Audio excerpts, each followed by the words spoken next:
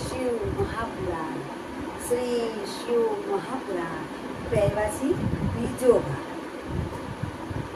તો આપણે પહેલા ગણપતિને યાદ કરશું, શંકર ભગવાનની લેશું, વિકાસ સમજ્યા લેશું.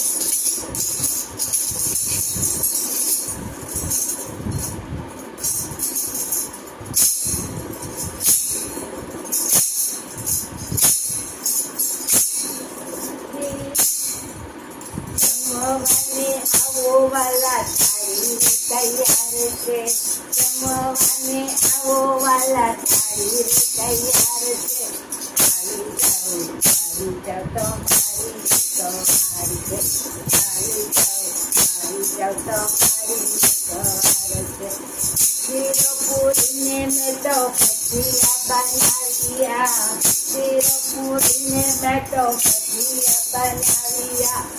માથે રે ચટણી કેવી મજેદાર છે, આવી જાઓ તમારી સવારી છે, આવી જાઓ તમારી સવાર છે. પાતરે પાતરના ભોજન બનાવ્યા, પાતરે પાતરના ભોજન બનાવ્યા. આવી જાઓ તમારી સવારી છે, આવી જાઓ તમારી સવાર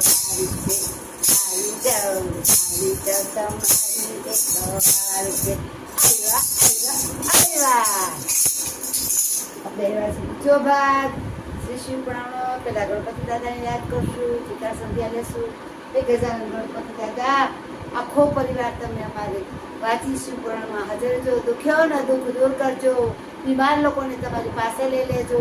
બહુ રીબાતા હોય છે, બધું જોવાતું નથી, અને જે કોઈ બીમાર હોય વાંચે અને કથામાંથી ઊભા કરી દેજો, એવી તમને મારી અપીલ છે. તો આપણે વિકાસ સંધ્યા સવારે ઉઠતા, બપોરે જમતા, સાંજે સૂતા, ત્રણેય ટાઈમ બાળકોને બોલાવજો, વડીલોને દાદાના કેન્દ્રમાં જાજો, સ્વાધ્યાયમાં જાજો.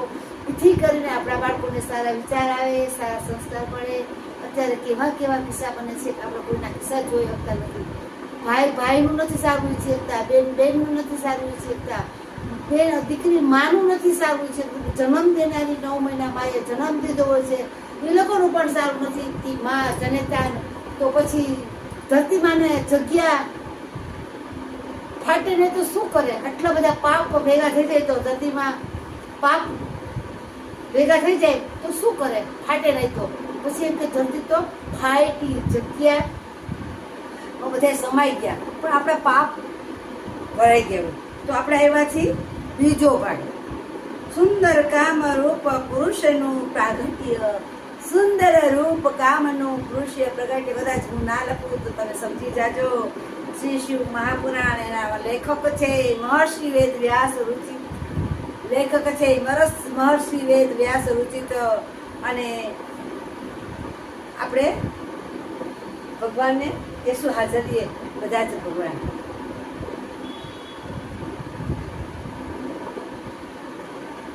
વિદ્યાકર્ણ સુતજી બોલ્યા, હે ઋષિવરો. સુતજી બોલ્યા, હે ઋષિવરો. મુનિઓ નારદે ક્યાં સાંભળી પછી ખૂબ જ ઉત્કૃત થઈ પિતા બ્રહ્માજી ને સતી સહિત શિવજીના અદ્ભુત ચરિત્રો, લીલા. દક્ષના ઘરે સતીની ઉત્પત્તિ, શિવ સાથે વિવાહની ઈચ્છા. હિમાલય પર્વતના રાજના ઘરે સતીનો પૂર્ણ જન્મ અને ઉત્પત્તિ. શિવ સાથે વિવાહની ઈચ્છા. હિમાલય પર્વત રાજના ઘરે સતીનો પૂર્ણ જન્મ અને સતીનો પૂર્ણ જન્મ. તે જન્મમાં પણ શિવાજી સાથે જ તેનો વિવાહ થતા જ વંદન વાહન ચિંતા શિવા અધિસરીશો તેની સ્થિતિ વગેરે વર્ણન અને સગળી કથા કહેવાનો અનુરોધ કર્યો. આ વિષયની કથા બ્રહ્માજીને સમય વિષ્ણુજીઓ કહી અને સંભળાવી હતી, અને વિષ્ણુજીએ સાક્ષાત શિવજીના મોઢેથી તે સાંભળી અને હતી. સૂતજી કહે છે કે હે તાત, હે મુનીશ્વર, સતી અને શિવનો ઉત્તમ યશ તમે સાંભળો. સાત સંત સર્વ ઈચ્છિત ફળ આપનારી પુરાણથી કથા હું તમને કહું છું. તે અત્યંત ગોપનીય છે છતાં હું શું અનંત ગોપનીય છે છતાં હું શું કહું. પર્વત કાળે ભગવાન શિવ નિર્ગુણ નિરાકાર નિર્વિકલ્પ શિવ શક્તિ સહિત ચિહ્ન તથા સંત અને અસંત શ્રી વિલક્ષણ સ્વરૂપ હતા. સંત શ્રી અસંત વિલક્ષણ સ્વરૂપ હતા. પછી તે પ્રભુએ સગુણ અને શક્તિમાન થઈ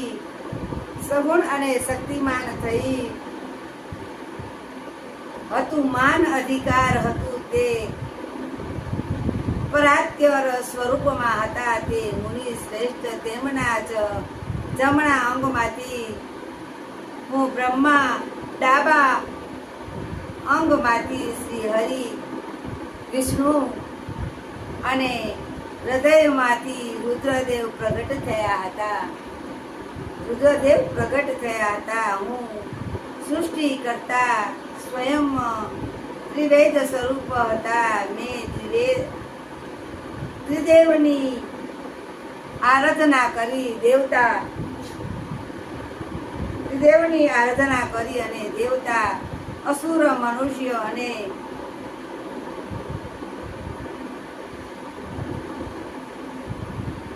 રુચિ હું સર્વ કરવા લાગ્યો. હું મારી જાતને સૌથી ઉચ્ચ માનવા લાગ્યો.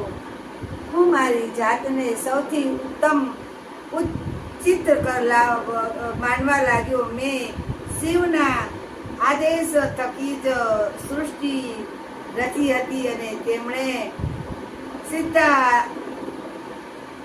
સિદ્ધાયેલું કાર્ય જ હતું. હે મુનિ, મેં મરીચ અને અત્રિ, પુલસ્વ, અથિરા, કહું અને વિશિષ્ટ, નારદ, 10 અને ગુરુ, આ 10 મહાન પ્રભાવશાળી માનવ પુત્રોને મેં ઉત્પન્ન કર્યા. ત્યારે મારા હૃદય કમળમાંથી એક અત્યંત મનોહર રૂપાળી અતિ સુંદર નારી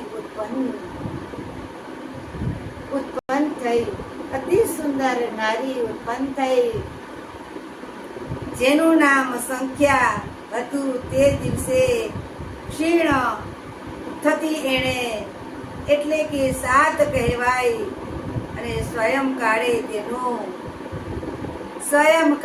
તેનું રૂપ મિલી ઉઠતું અને તે મૂર્તિમાં સ્વાય સંધ્યા અને હતી અને તે નિરંતર કોઈ મંત્ર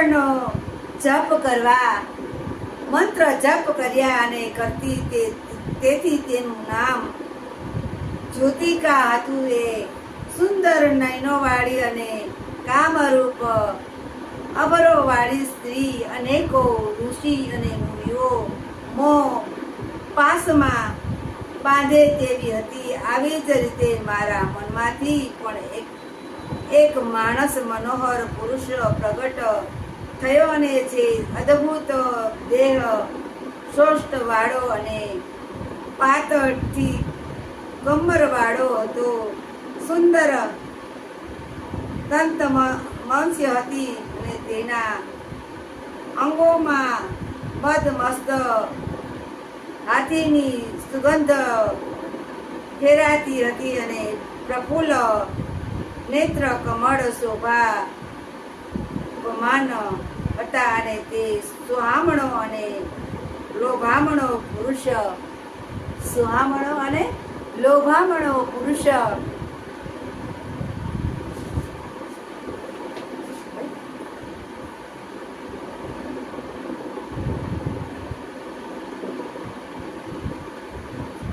પહેલો ભાગ પૂરો થયો. બીજા ભાગનો બીજો આપણે આવ્યા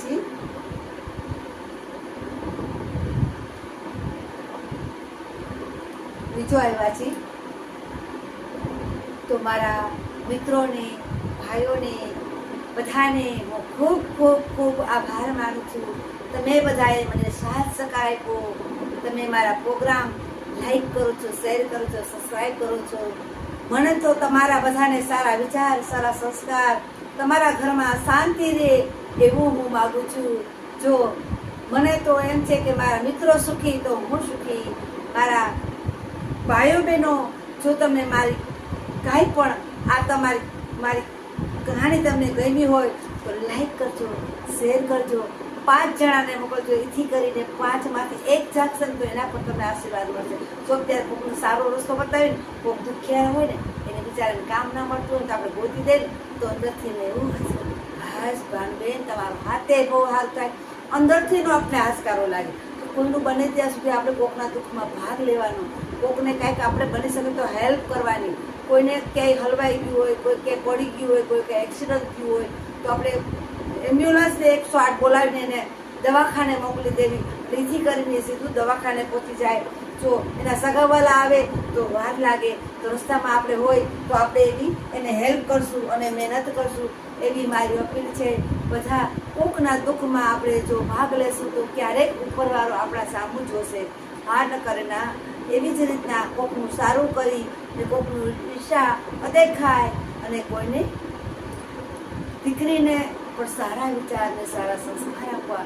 એથી કરી આપણી દીકરી છે કદાચ સુખ દુઃખ પડે તો પણ એમાંથી પસાર થઈ જાય, કોઈ દિવસ પાછી ના આવે આપણા ઘર અને એનું સામેવાળાનું પણ ઘર વિભેર વિખેર ન થાય.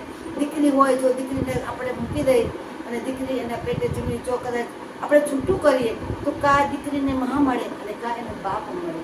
દીકરીનો ગાંડો ખેલો તો પણ એનો મા ને બાપ.